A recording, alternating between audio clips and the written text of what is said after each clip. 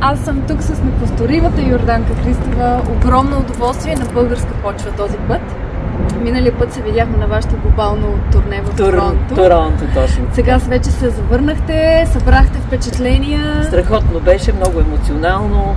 Просто обичам тези срещи, защото те са емоционални от двете страни. Аз срещам приятели, много от тях не са ме слушали никога или водят майките си, бабите си да ме слушат, защото те настояват да дойдат на моя концерт, и което беше също прекрасно.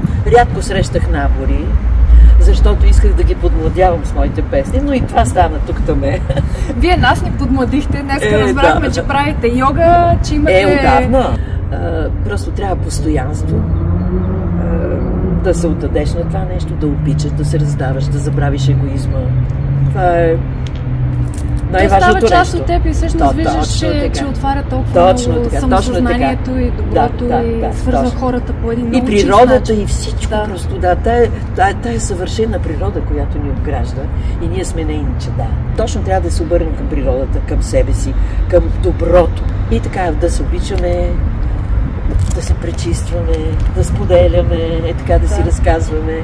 Това е много хубаво да се усмихваме. Към това, което всъщност се обърнах към вас и започнахме в Торонто за първа година, да обединим изкуството, занаятите, да предоставим възможност на младите хора да се докоснат до България, но не само тази носталгична България, която живее в нашето самосъзнание, нали? Която тя е малко една романтична, а да започнем да градим новата България.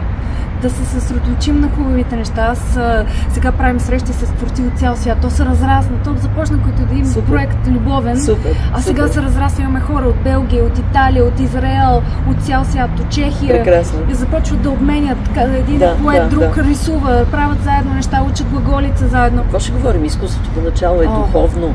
То е Божи дар. Това, което ние се опитваме да направим, е, много хора ми казват, пионерско, много смело, нали, да се обединяваме, единна българска общност. Но с вас си говорихме, че това има толкова много малки групички сме, а всъщност ако работим заедно, ако си помагаме, сме сила. Обединението прави сила. Хората по цял свят са готови. Те искат да принадлежат. Те искат да контактуват с нормални хора.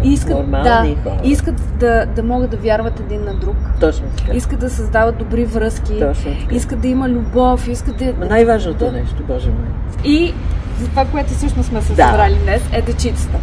40 години, значи, когато аз на средна възраст си позволих да имам деца, от най-голямото щастие, което имам, и реших, че трябва да направя нещо за тях, и записах един албум.